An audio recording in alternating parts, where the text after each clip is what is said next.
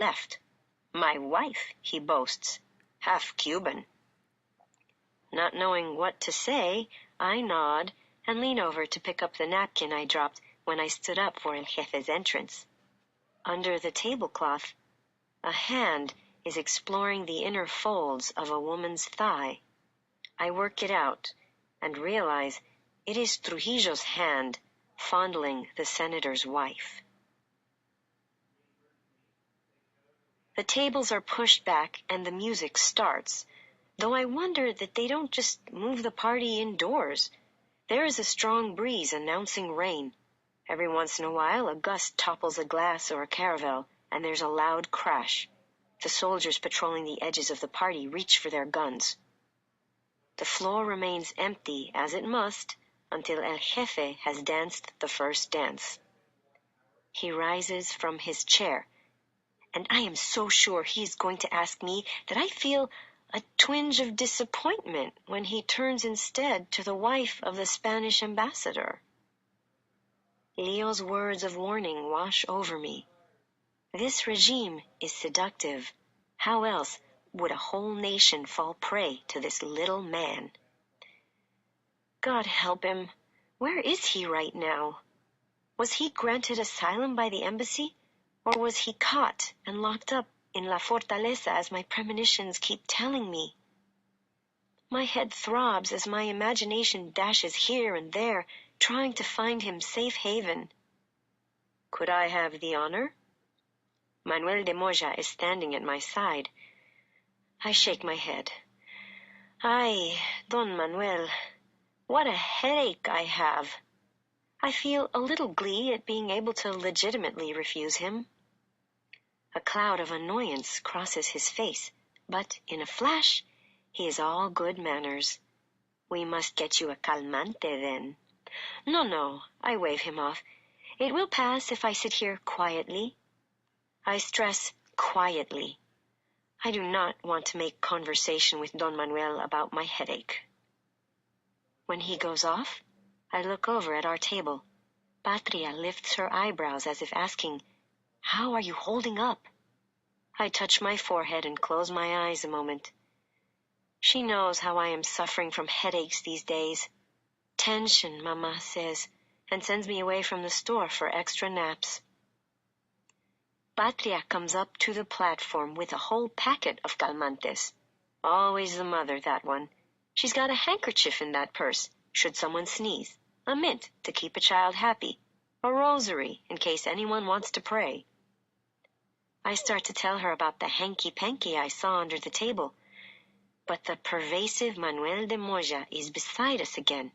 He has brought a waiter with a glass of water and 2 aspirin on a little silver tray. I open my hand and disclose my own pills. Don Manuel's face falls. But I do need more water, I say, to show some gratitude. He presents the glass with so much ceremony, my gratitude dissolves like the pills in my stomach. Later, at the table, I listen to him make idle conversation with the old senator about the various ailments they have both suffered. Every once in a while, he checks to see if my headache is any better. Finally, after the 3rd time, I answer him with what I know he wants. Let's try the country cure, I say, and I verify that he is not a man to trust when he asks, "What cure is that?" We dance several sets, and sure enough, as the campesinos say, un clavo saca otro clavo. One nail takes out another. The excited rhythm of Alberti's fiesta overwhelms the pulsing throb of my headache. And whatever else he is, Manuel de Moya is a terrific dancer. I keep throwing my head back and laughing. When I look over at our table, Patria is studying me, not quite sure what to make of my pleasure. Everything happens very fast then. A slow bolero starts, and I feel myself being led towards where Trujillo is now dancing with the attractive blonde wife of the old senator. When we are abreast of them, Manuel de Moya lets go of my hand and opens up our couple. "Shall we visit?" he asks me. But it is El Jefe who nods. The blonde woman pouts as she is whisked away.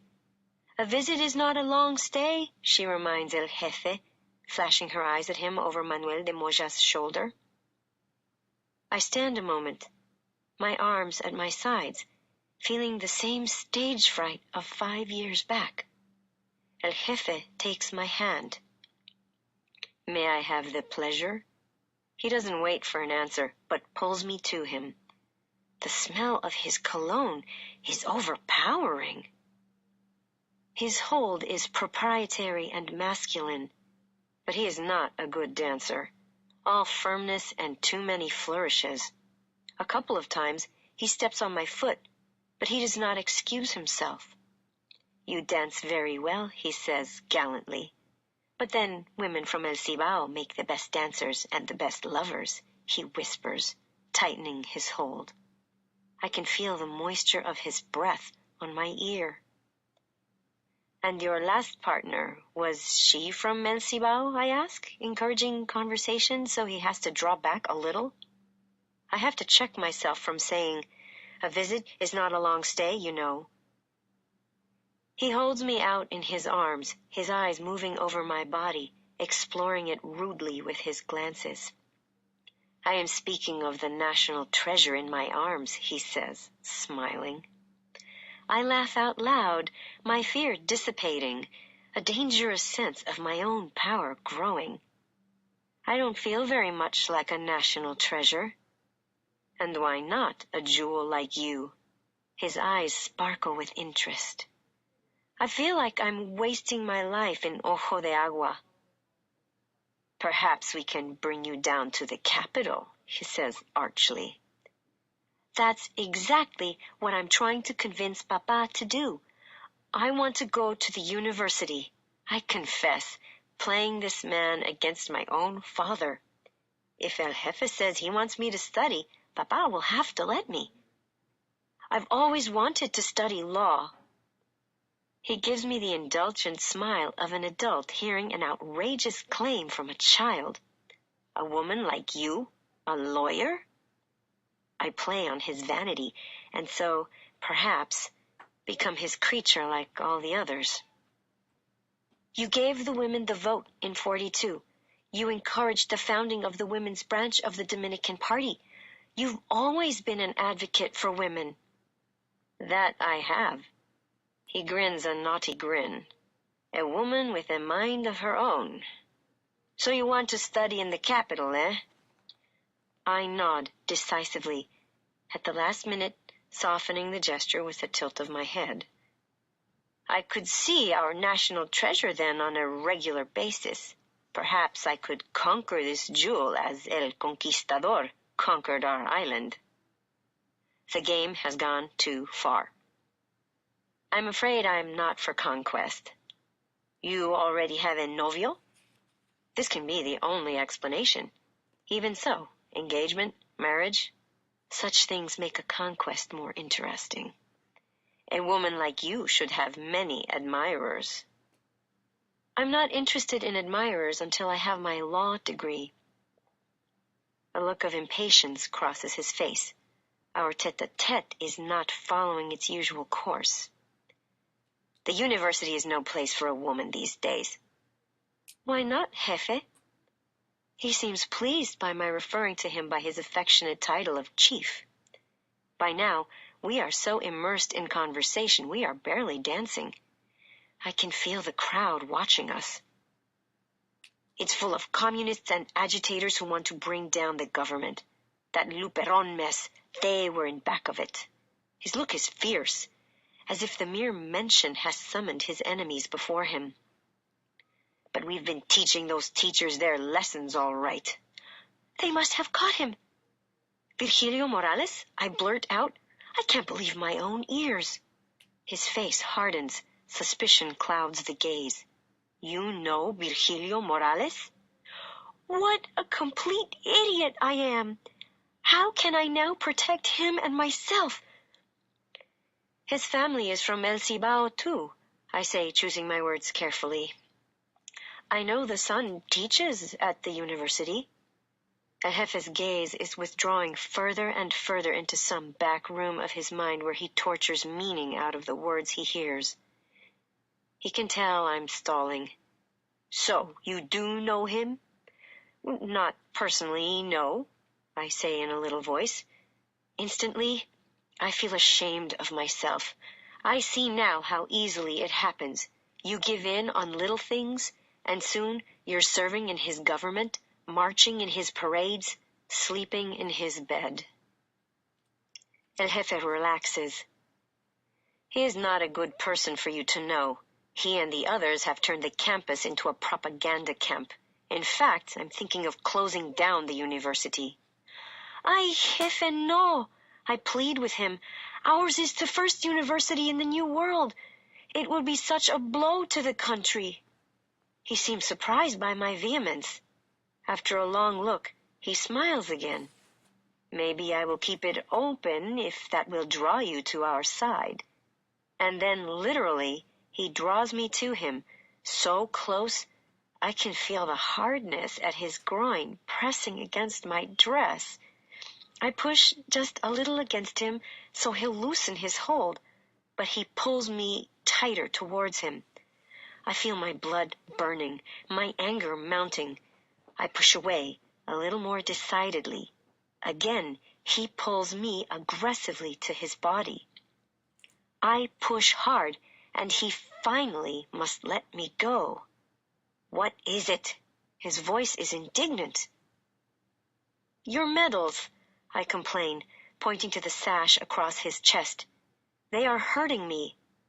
Too late. I recall his attachment to those chapitas. He glares at me, and then slips the sash over his head and holds it out. An attendant quickly and reverently collects it. El Jefe smiles cynically. Anything else bother you about my dress I could take off?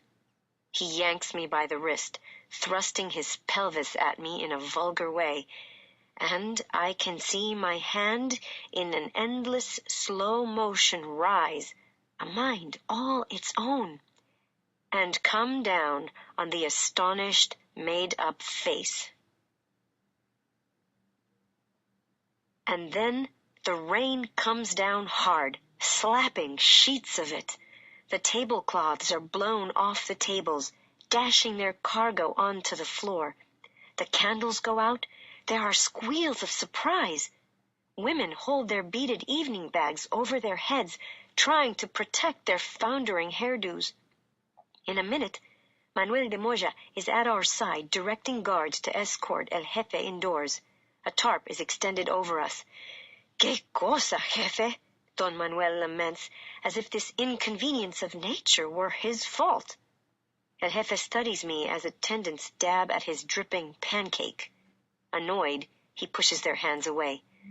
I brace myself, waiting for him to give the order, "Take her away to La Fortaleza." My fear is mixed oddly with excitement at the thought that I will get to see Leo if he, too, has been captured. But El Jefe has other plans for me. A mind of her own, this little cibaeña.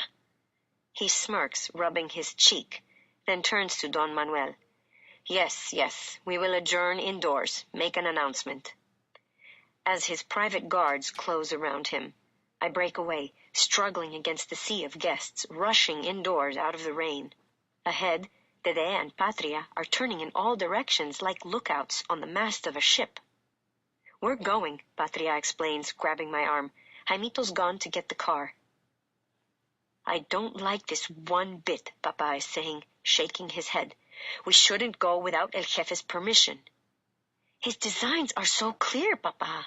Patria is the oldest, and so, in Mama's absence, her words carry weight. "We're exposing Minerva by staying here." Pedrito looks up at the blowing lanterns. "The party is breaking up anyway, Don Enrique. This rain is a perfect excuse." Papa lifts his shoulders and lets them fall. "You young people know what you do." We make a dash for the covered entryway, passing a table with a caravel still standing. No one will miss it, I think, hiding the little ship in the folds of my skirt. That's when I remember. "Ay, Patria, my purse! I left it at the table. We run back to get it.